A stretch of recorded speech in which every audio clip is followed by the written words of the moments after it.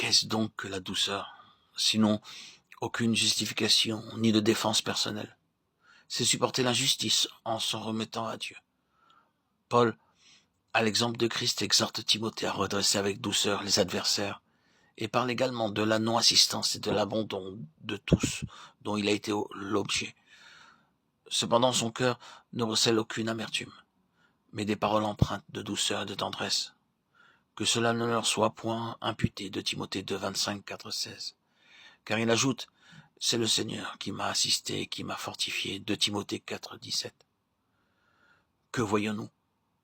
Eh bien, le trésor, l'agneau doux et humble, qui répond par sa précieuse vie aux besoins du vase de terre.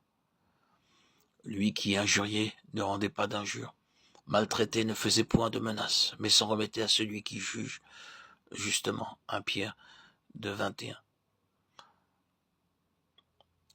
Ainsi, nous voyons que la connaissance de Christ par Paul, ce vase de terre brisé et encore brisé, s'exprime en termes de douceur, d'humilité, de bonté et d'amour qui pardonne. Ce sont de tels vases que Dieu cherche à produire, afin que le lien des relations entre les membres de son corps soit le fruit de sa vie, témoignant que ces vases ont une réelle histoire, un réel ministère. Quelle richesse, quand il en est ainsi. Soyons conséquents.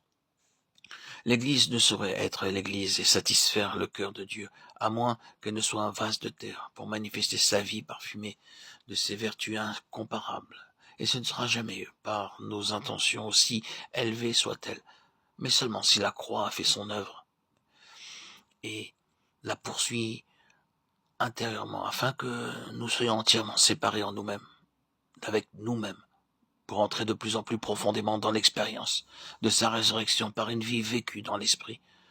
Sortir de nous-mêmes, de notre vie propre, de notre âme, pour entrer dans cette vie de l'esprit. C'est le chemin pour que soit répandue l'odeur de sa connaissance. L'Église est un vase brisé où la suffisance, l'amour de soi et son estimation ne peuvent demeurer. Tout ce qui relève de l'ancienne création doit être extirpé pour laisser l'odeur de sa vie en répandre le parfum. Il doit y avoir une transfiguration opérée par une œuvre intérieure profonde, afin que les autres puissent voir un tel changement, qui est celle qui monte du désert, comme une colonne de fumée, au milieu des vapeurs de myrrhe et d'encens. Cantique des Cantiques 3, 6.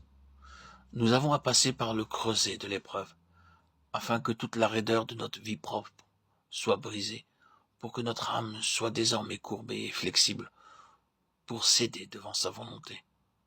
C'est alors que son cœur sera satisfait, que l'odeur de son parfum se répandra. Et combien ces parfums sont plus suaves que tous les aromates, et l'odeur de tes vêtements est comme l'odeur du Liban, de Christ. Cantique des Cantiques 4, 10, 11.